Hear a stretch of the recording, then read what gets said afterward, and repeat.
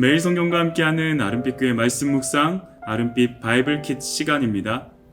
2023년 8월 11일 금요일, 오늘 함께 묵상할 본문은 예레미야 18장 1절에서 12절까지의 말씀입니다. 오늘 본문에서 함께 주목하고자 하는 말씀은 예레미야 18장 1절에서 6절 그리고 11절과 12절 말씀입니다. 여호와께로부터 예레미야에게 임한 말씀에 이르되 너는 일어나 토기장의 집으로 내려가라. 내가 거기에서 내 말을 내게 들려주리라 하시기로 내가 토기장의 집으로 내려가서 본즉 그가 농로로 일을 하는데 진흙으로 만든 그릇이 토기장의 손에서 터짐에 그가 그것으로 자기 의견에 좋을 대로 다른 그릇을 만들더라.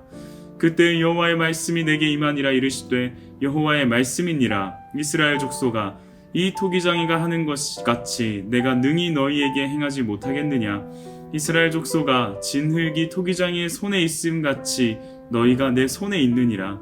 그러므로 이제 너는 유다 사람들과 예루살렘 주민들에게 말하여 이르기를 여호와의 말씀에 보라, 내가 너희에게 재앙을 내리며 계책을 세워 너희를 치려하노니 너희는 각기 악한 길에서 돌이키며 너희의 길과 행위를 아름답게 하라 하셨다 하라.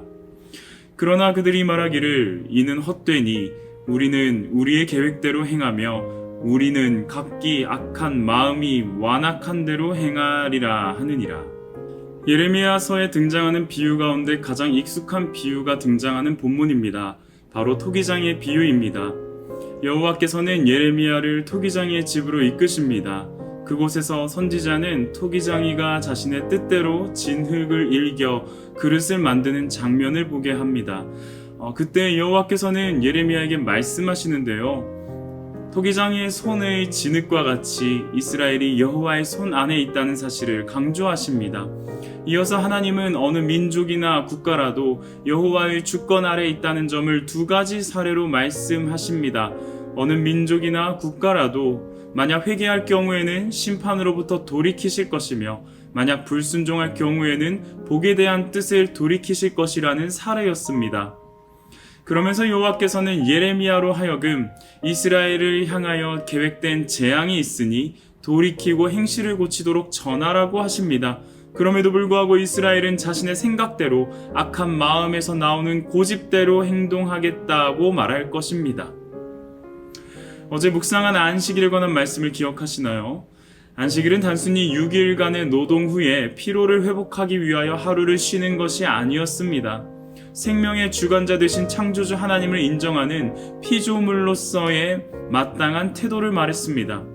오늘 이어지는 이 묵상에서는 토기장이의 비유 역시도 하나님의 주권을 강조하는 내용으로 나타납니다. 토기장이는 진흙으로 그릇을 빚다가 잘 되지 않으면 그 흙을 다시 물과 함께 이겨 다른 그릇으로 빚을 수 있습니다. 토기장이의 손에 있는 진흙의 운명입니다. 많은 경우에 우리는 이 진흙과 같은 운명이라는 말과 함께 토기장이 되신 하나님의 주권을 더 중요하게 강조하며 묵상하고는 합니다. 그런데 저는 오늘 조금 다른 방향성으로 묵상을 제기하고 싶습니다. 하나님께서 이처럼 하나님의 주권을 강조하시는 말씀의 의도가 무엇일까요? 내 말대로만 해라. 너네 의사 따위는 전혀 중요하지 않아 라는 독단적인 분이신가요? 일각에서는 이 본문을 기준 삼아서 마치 하나님은 독재자와 같은 분이라고 평가하기도 한답니다. 정말 그런 의도로 하나님은 당신의 주권을 강조하시는 것일까요? 운전을 하다 보면 예상치 못한 상황에 드는 감정은 대부분 분노입니다. 깜빡이를 켜지 않고 들어오는 차량, 속도를 제어하지 않으며 위협하는 차량, 급한 마음에 얼른 도착해야 하는데 꽉 막힌 차들과 빈번하게 내 차를 세우는 신호등, 이 모든 상황 앞에서 우리 감정의 대부분은 분노로 나타나기 마련입니다.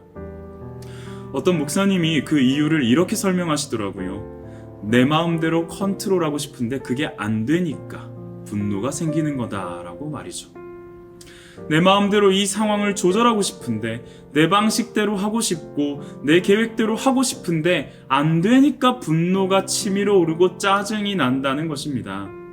어쩌면 하나님의 주권을 강조한다는 본문에 대하여 독단적이니 독재자니 이런 평가를 하게 되는 마음 역시도 이와 같지 않을까요? 내 마음대로 하고 싶은데 하나님이 마치 내 삶에 태클을 거는 듯한 기분을 느끼게 되니 말이죠. 자, 그럼 다시 돌아와서 하나님께서 당신의 주권을 강조하시는 이유는 무엇이라고 생각하십니까? 저는 그 본의에 나보다 나를 더 잘 아시는 하나님의 사랑이 담겨 있다라고 생각합니다. 내 방식대로, 내 계획대로, 내 마음대로 고집 부리며 할 수 있도록 내버려 두지 않으시고 당신의 주권을 기준으로 방향타를 조정하시는 이유는 나의 소견에 옳다고 생각하는 그 방향이 결코 우리에게 선한 길, 유익한 선택, 하나님이 기뻐하시는 뜻과 어울리지 않기 때문이죠. 저는 하나님의 주권에 독단, 독재가 아닌 사랑이 담겨 있다고 믿습니다. 나보다 나를 더욱 잘 아시는 하나님이시기에, 나를 나보다 더 치밀하게 인도하시는 하나님이시기에, 푸른 초장과 쉴만한 물가로 나아갈 때를 아시고 이끄시는 하나님이시기에, 험한 산과 골짜기를 지날지라도 지팡이와 막대기로 교정하시는 하나님이시기에, 하나님의 주권을 인정하는 삶은 하나님의 사랑을 누구보다도 이해하는 인생이 아닐까요? 말씀을 우리 삶에 보다 가까이 적용해 보기를 원합니다. 11절에서 하나님은 이스라엘을 향하여 재앙을 내릴 당신의 계획이 있으니 속히 돌이키기를 요청하십니다. 그러나 12절에서 이스라엘은 하나님을 향하여 우리의 계획이 있으니 알아서 하겠다고 대답한답니다. 저는 참 이런 행동을 많이 하는 것 같습니다. 하나님 잠시만요.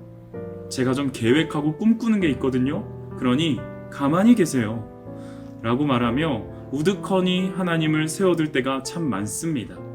그 모든 계획을 이끄시고 주관하실 수 있는 능력은 하나님께 있다는 사실을 망각한 채 말이죠.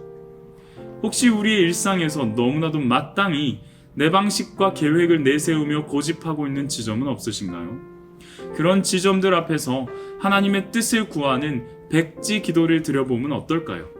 내가 원하는 것을 빼곡히 적고서 사인만 해달라는 결제 기도가 아니라 하나님께 백지를 올려드리고서 하나님의 뜻을 알려달라는 백지 기도. 어쩌면 인생을 살아감에 있어서 가장 어리석어 보이지만 가장 지혜로운 방식이 아닐까 싶습니다. 하나님의 진한 사랑이 담긴 주권을 인정하며 맡겨드리는 우리의 삶이 되기를 소망합니다. 함께 기도하겠습니다. 주님 손에 맡겨드립니다. 주님의 손이 나의 삶을 붙드심을 믿습니다. 내가 주님의 것이기에 영원히 인도하여 주실 것을 믿음으로 고백합니다. 오늘 말씀과 같이 내 계획과 내 생각을 내려놓고 주님께서 이끄시는 손길을 따라 걸어가는 하루가 되기를 소망합니다. 그 방식이 어떻게 나타날지, 무엇으로 보여질지 알 수 없지만 그저 신뢰함으로 한 걸음 내딛어 보기를 원합니다. 우리에게 하나님을 향한 믿음과 용기, 그리고 담대함을 더하여 주세요.